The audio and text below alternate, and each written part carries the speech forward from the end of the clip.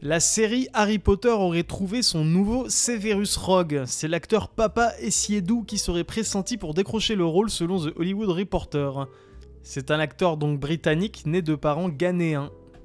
On a eu la totale là, en ce moment. On a eu Blanche-Neige, on a eu La Petite Sirène, là on va avoir Severus Rogue. On a eu, il me semble, Jules César, on a eu Lancelot, on a eu Hannibal, on a eu quoi d'autre ? Je sais qu'on en a eu d'autres. Déjà là j'en ai cité quasiment 10, juste de tête, qui est d'acteurs, enfin ou de personnages historiquement blanches ou maghrébines, qui ont été remplacés entre guillemets par des acteurs noirs. Alors moi j'étais un des premiers au début quand Robert Iger, le PDG de Disney il n'y a pas très longtemps, a dit qu'ils allaient changer de cap et arrêter de mettre de l'idéologie dans leurs films. Bon là je sais pas si ils sont en train d'écrémer tout ce qu'il en reste en stock ou si c'était juste un coup d'annonce qui continue à justement foutre de la diversité. Il y a eu comme ça quelques petits signes comme quoi soi-disant tout ce mouvement allait s'effondrer. Mais pour l'instant, je suis désolé, mais toutes les œuvres culturelles qui sortent, enfin culturelles, entendons-nous bien, tous les films, toutes les séries, etc., continuent d'avoir quand même ce rapport très wokiste aux choses, hein, avec des personnages blancs qui sont remplacés par des acteurs noirs, etc., de la diversité forcée, trop visible, trop ridicule, enfin quand c'est forcé, quoi, ça se voit directement, on le sent directement. Donc je me demande bien en fait quand est-ce que tout ce mouvement va commencer à vraiment ralentir. Pas juste dans les paroles, pas juste « Ah oui, vous avez vu, c'est en train de ralentir et tout, Trump est passé, machin ». Pour l'instant, les œuvres qui sortent, c'est toujours le même type d'œuvre qu'il y a 5 ans. Donc on va attendre et voir ce qui se passe. On va regarder les commentaires. Le wokisme m'a encore frappé. La ressemblance est frappante, c'est encore mieux que le nouveau Blanche-Neige. Mes félicitations. Blanche-Neige qui a sorti un nouveau trailer d'ailleurs, hein.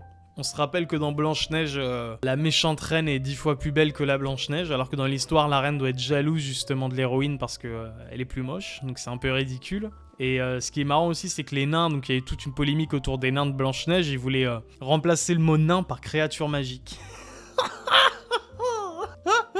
Genre, Blanche-Neige et les 7 créatures magiques.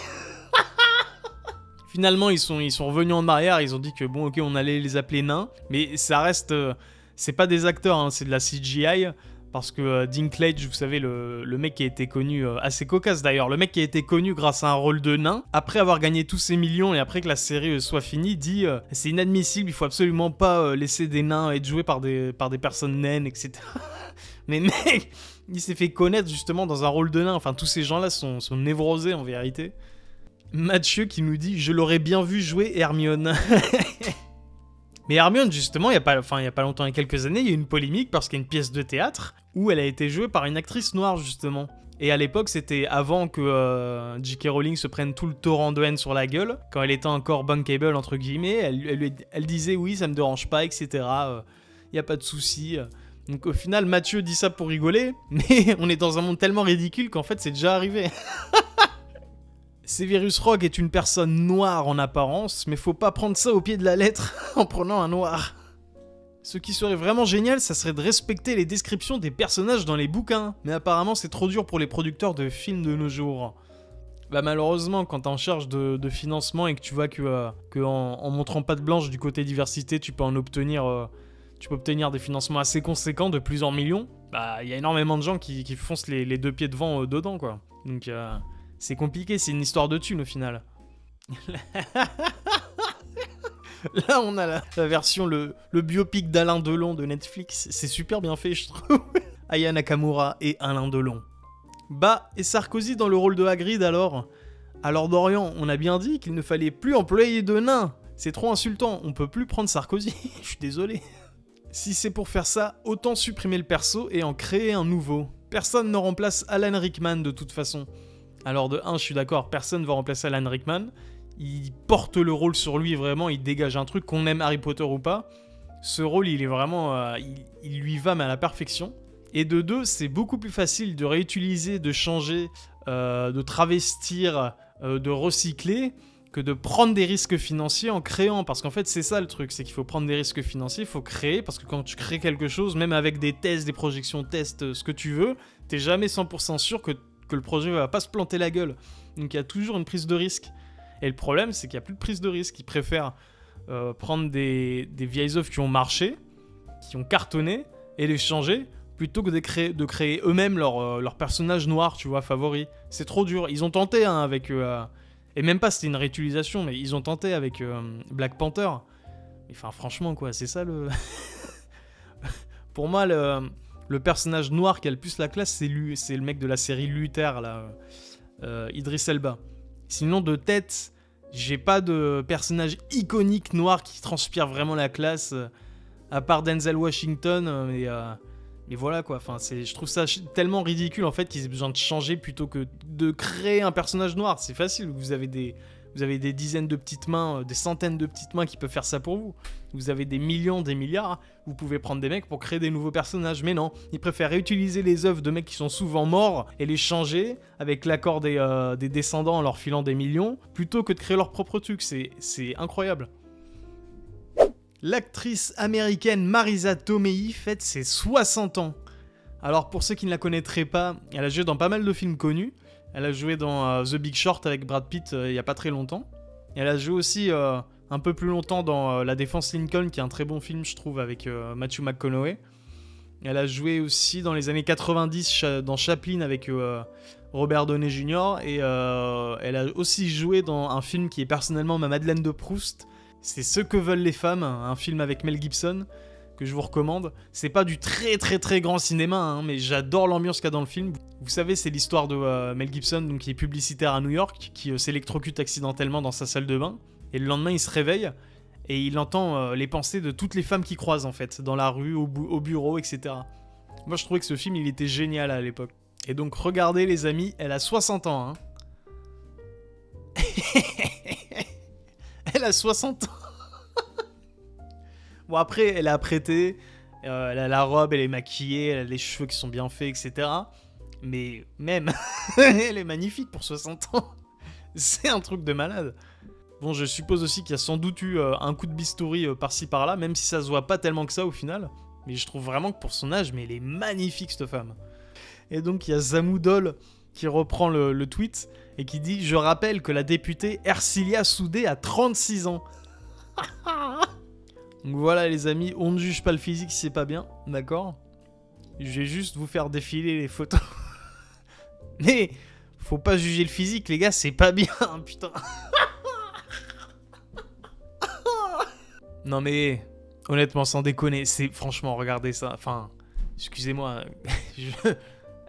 enfin, la meuf elle est censée être députée à la base, hein. La meuf est censée être députée, elle s'habille comme ça. Enfin, y a un problème. C'est quoi ce truc? Bon, du coup, dites-moi dans les commentaires si vous préférez Ercilia qui a 36 ans ou si vous préférez Marisa Tomei qui a 60 ans. On regarde les commentaires.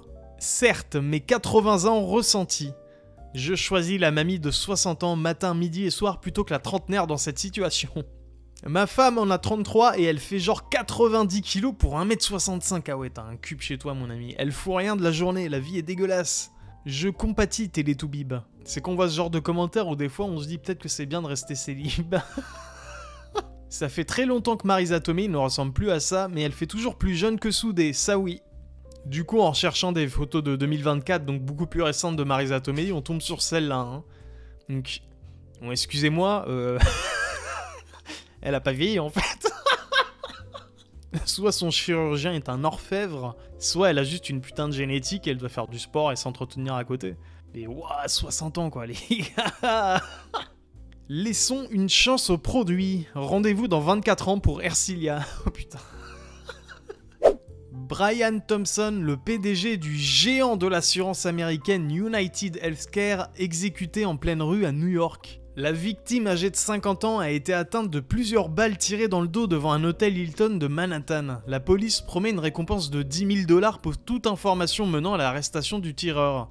La victime âgée de 50 ans a été atteinte de plusieurs balles tirées dans le dos devant un hôtel Hilton de Manhattan. La police promet une récompense de 10 000 $ pour toute information menant à l'arrestation du tireur.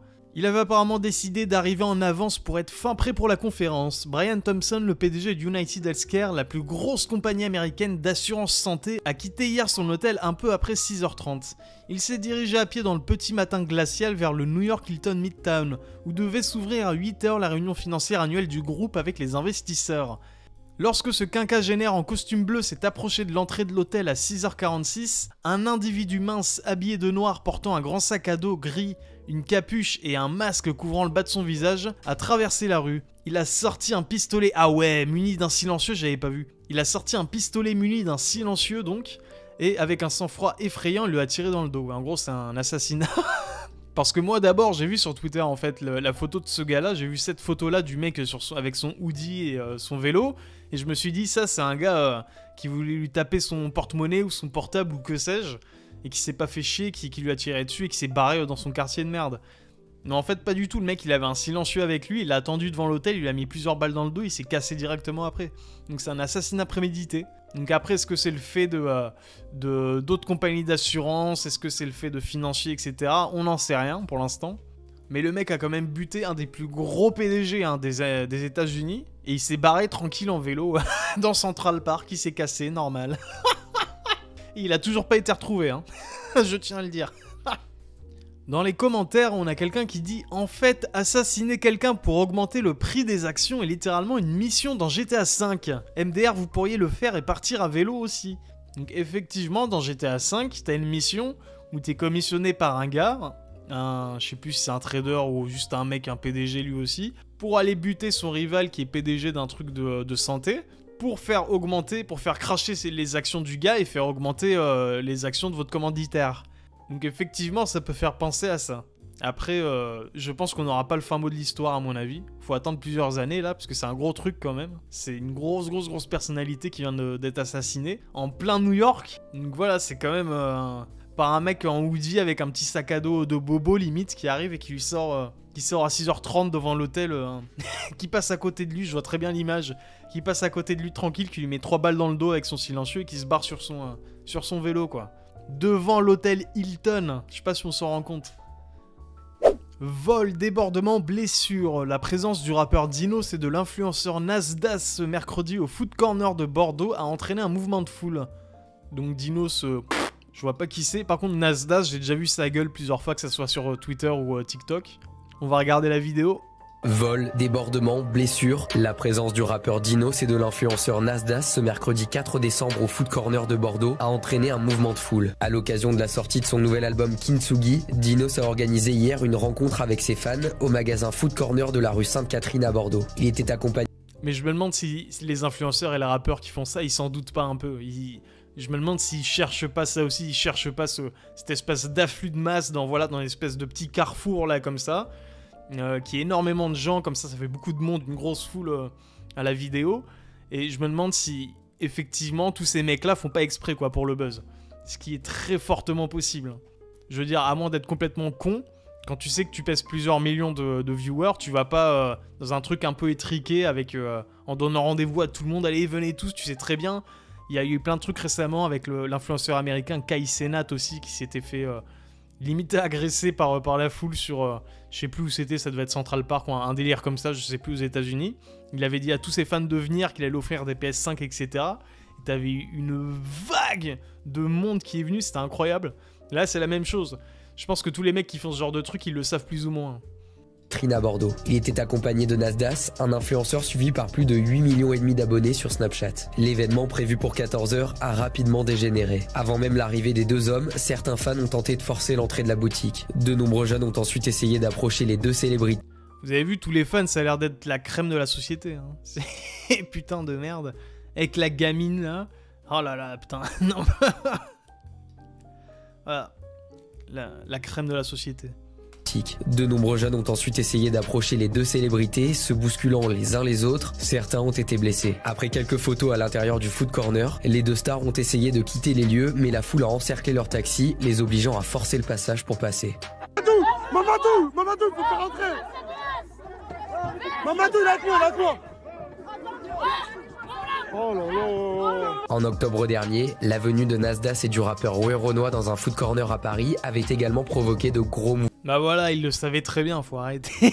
C'est fait exprès, c'est ce qu'il cherche le mec.